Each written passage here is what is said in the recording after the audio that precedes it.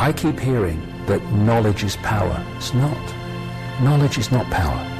The use of knowledge is power. And I can understand people who do nothing because they're in complete ignorance of what's going on and don't feel there's anything to do. But I do shake my head often when I see people who have some level of awareness of what is going on and the potential consequences of it, and their response is to do nothing or just to hurl abuse at other researchers or other people who are saying different things to them about what's going on. I wouldn't like to be them when their kids say, "Mummy, Daddy, what were you doing when this all came in?" Because I think that's pathetic. Master, I am puzzled. That is the beginning of wisdom. I have seen you laugh, and I have seen you cry. And you do not? We are taught discipline. The purpose of discipline is to live more fully, not less. But how shall I know if my sorrow is only the echo of self-pity? Or my laughter, the preening of my own happiness? The bird sings in the forest. Does it seek to be admired for its song? Let tears come when your heart tells you of its sadness. Let joy come unasked, unplanned.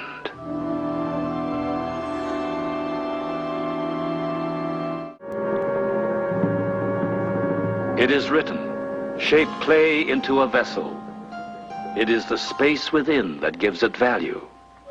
Place doors and windows in a house. It is the opening that brings light within. Set spokes within a wheel. It is the emptiness of the hub that makes them useful. Therefore, be the space at the center. Be nothing, and you will have everything to give to others. Your feet tread heavily on the ground. Have you a burden, grasshopper? It is my thoughts that carry the weight, Master. I have been in the marketplace. All the men there argue and fight. There is no peace. Why does that trouble you when your home is here? I would want all men to know peace. It is written in the Tao Te Ching. Under heaven, all can see beauty as beauty only because there is ugliness. All can know good as good only because there is evil. Therefore, having and not having arise together. Difficult and easy complement each other. High and low rest upon each other.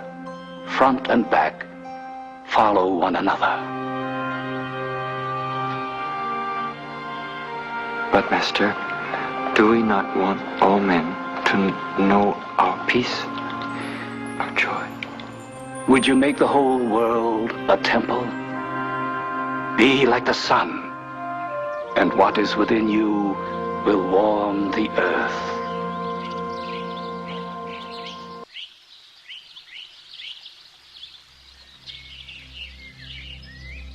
Saturn's come into my life so much. There are some people who are trying to, exploit me and bring me down at the moment. Well, all the best, mate. Try another lifetime. But and they, in their astrological charts, Saturn is absolutely there. Yeah. Big time. Yeah.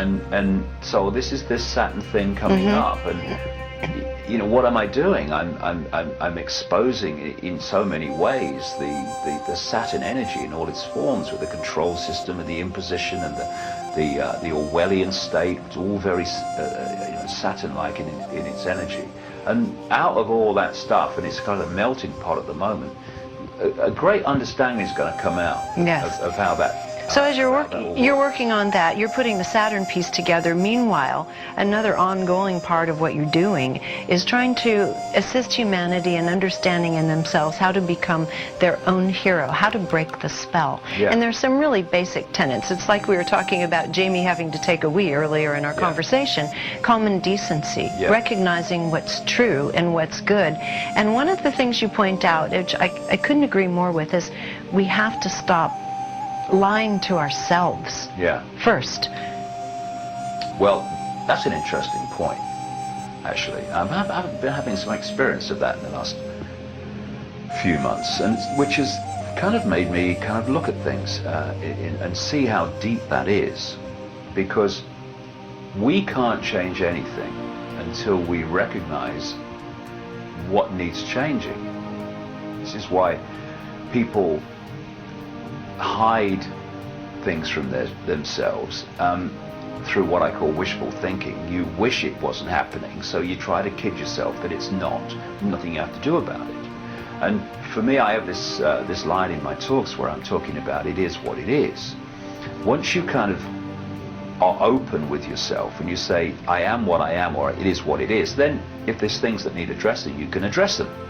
But if you are in denial of what is, because you don't want to think that a few people are manipulating the world to what they want, as a nightmare kind of beyond Orwellian state, then you can not only ignore the fact that it's happening because you don't want it to be true, you can actually turn very antagonistically against anyone who's trying to point out that it's happening, because basically you're saying to them, shut up, don't want to hear about it. And so you go over the top in terms of, you know, attacking people who are trying to get this stuff out. But something that I've been experiencing and seeing in relation to this, I have, over the years, found that there is a ridiculous number of people in what we call the New Age or spiritual arena, in the conspiracy arena too, who try to sell or promote themselves as love and light and I love everyone and I'm kind and all this stuff. And then you find that actually they're anything but. They're self-centered, cold, callous, devious, vindictive, and utterly self-obsessed. And you start to think, why do I find so many of these people in what is supposed to be a love and light arena? I'm not saying nearly all. I'm not knocking that kind of New Age arena. I mean, you know, there are many lovely people in that arena, but I see this ridiculous ratio of people who are promoting themselves in that way who are the opposite of what they're promoting. And on one level, you realize they're trying to kid other people into believing that's who they are. And my thing is, if you have to keep telling me how loving and kind you are, then why? It should be obvious. But then you go to the next stage, and yes, they're trying to persuade others that that's who they are. But you know what they're trying to persuade most? They're trying to persuade themselves. And when you are like a ruthless banker who accepts that they're a ruthless banker and gets some kind of self-identity from being a ruthless banker, hey, I've got the best of him. He's lost his home and everything. And, oh, look at the profit. You don't have to hide yourself from yourself, because you're at peace with being a ruthless bloody banker and glorying in it. I've met him. But when you are in the love and light arena, you have to hide your true self from others, or they say, well, what you been? You're loving and kind. Look what you're doing. But more than that, you have to hide it from yourself, because you don't want to face yourself. So you build this persona. And the more self-obsessed you are, the more extreme is the persona to cover it. And those people and others like that, and to an extent, you know, we've all got to do this. There's no cross-legged on a mountain, I'm perfect, I'm looking down on the rest of you. If we don't face what is, both personally and collectively in terms of what's happening in the world, then what is doesn't change. These people who are selling this love and light persona to the world and themselves are never going to truly become that, because they're not addressing what's behind the shield, what's behind the smoke and mirrors they put up for themselves. And there's so many people like that. You know, you see their words and then you see their actions, and you kind of shake your head that they can't put the two together. But they're so in denial, they're so subject to cognitive dissonance, where they can rearrange reality so that they can do things that are clearly unpleasant but somehow justify it to themselves. That these people are in a terrible mess, and they're never going to purge themselves of that stuff until they recognize that there's stuff to be purged, and there is in all of us. Well, that's the get off your knees. I mean, this is part of the get off your knees part of your message. Yeah. That it's time for us collectively and individually to really grow up, address what we are. I mean, you can't fix something if you, like you said, if you don't even know there's something wrong. So in your solutions part, because some people will say, okay, you've told us what's wrong, you've told us who these beings are, and I'm frightened, I'm scared, you know, you have that, but then let's look at the other side of it. You're also saying, A, stop lying to yourself, assess it, accept what is, and then start doing what? Well, for me, the starting point before anything happens is a blank sheet of paper. I think this is so important, because we're not having to find enlightenment. We are enlightened, if you want to use that term. What we need to address are the barriers of belief systems and preconceived ideas that are about self and the world, that are disconnecting us from that enlightenment. And it's these programs that have to go. And when you get a blank sheet of paper, symbolically, and you say, I am coming to this with no preconceived idea, never mind previous belief, blank sheet of paper, information, and what I feel, what my intuition is telling me, that's going to be my guide from now on. And everyone I've met that has, in whatever subject area, made a difference, they've started with a blank sheet of paper, because to make a difference they've had to clear themselves of preconceived ideas which were limiting their perception of what was possible and were clouding their judgment and clouding their clarity. Sir, we thank you. We prefer not to drink liquor. You got 2 minutes to drink up about half that bottle. Then your friend there's got 2 minutes to drink the other half.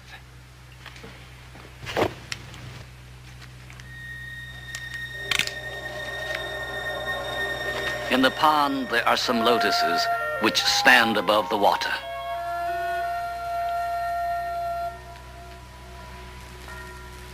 And though their roots feed, they are themselves untouched by it. Some others have risen only to the water's level, and others are still underwater. Shall I seek to measure these differences, Master, that I may treat them differently, each according to his growth? Examine the flower.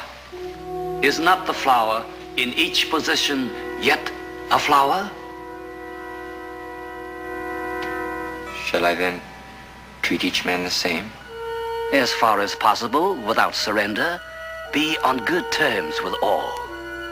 Yet the flower beneath the water knows not the sun.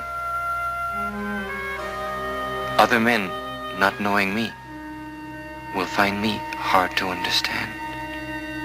Accept the ways of others. Respect first your own.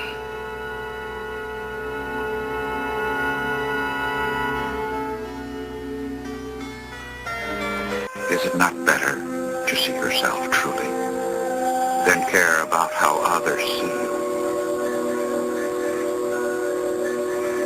Yes, Master.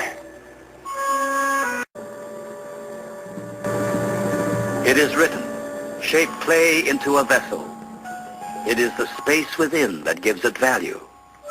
Place doors and windows in a house. It is the opening that brings light within. Set spokes within a wheel. It is the emptiness of the hub that makes them useful. Therefore, be the space at the center. Be nothing, and you will have everything to give to others.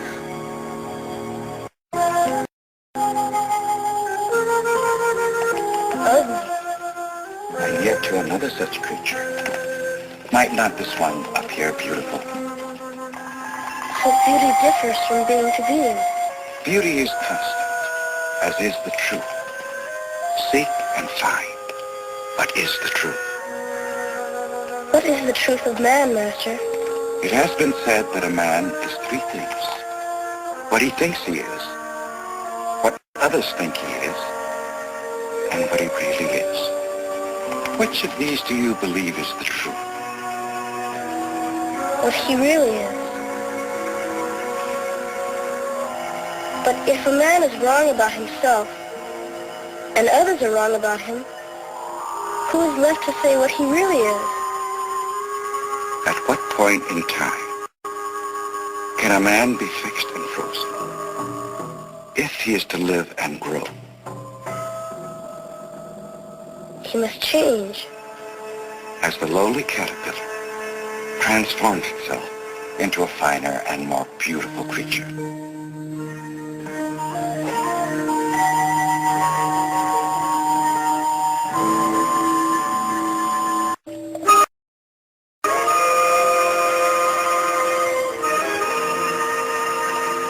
Do you see yourself?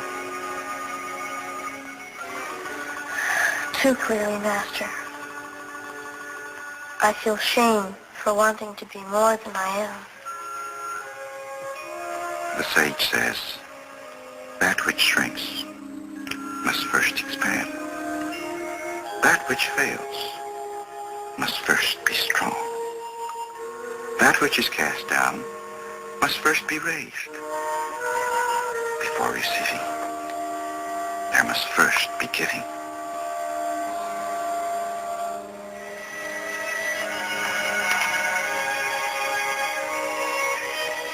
It was pride that kept me from bowing to you.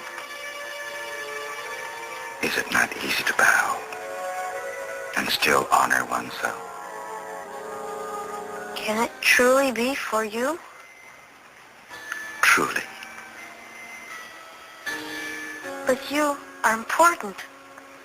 I am not. Are we not equally important and not important?